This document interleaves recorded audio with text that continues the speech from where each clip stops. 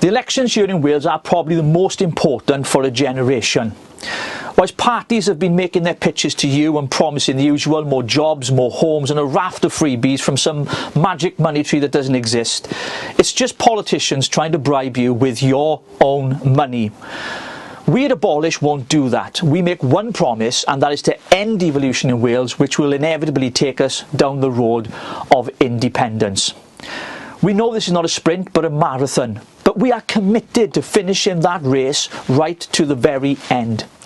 We know that the challenge ahead of us is great, but our determination is even greater than it's ever been.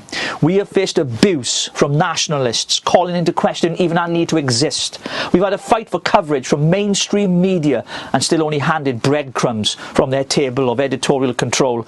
And we've been vilified by online publications who post regular hit pieces on our party. Why, you may ask? Well, it's because they fear us. They fear the fact that our voice is being heard. Even with the limited resources we have, the people of Wales, like us, are waking up to the dangers of Welsh independence and the failures of the Assembly's Senedd. Some would argue that this election is not about the constitutional question of abolition or independence. It's not true. The question won't go away. And as a unionist party, we have been warning that more devolution will lead to independence. An independent Wales that would plunge us into huge debt with a deficit that cannot be made up without that burden falling on your shoulders. Questions of currency, borders and defence still remain unanswered. Welsh Labour have proven their inability to lead Wales. We've had 2 decades of a government whose ideology of socialism has left the people poorer, relying on mere handouts from the state with no real ambition for Wales's future. The more they make you rely on them, the more you will vote for them. This has been their agenda in Wales since the Assembly was formed.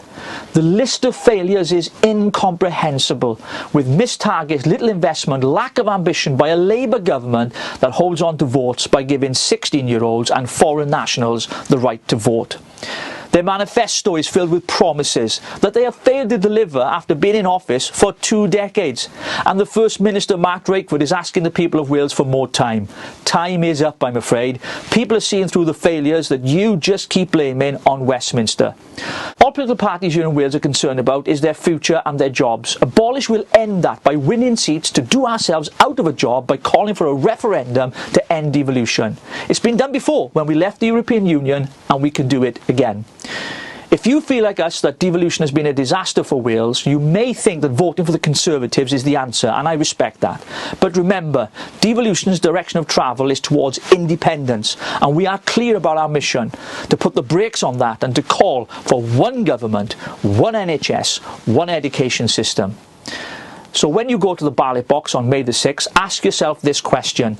Do you want to support an institution that will lead us to economic disaster called independence? Or will you vote to save the Union by voting for Abolish the Welsh Assembly Party, and together we can stop Wales from sleepwalking towards independence?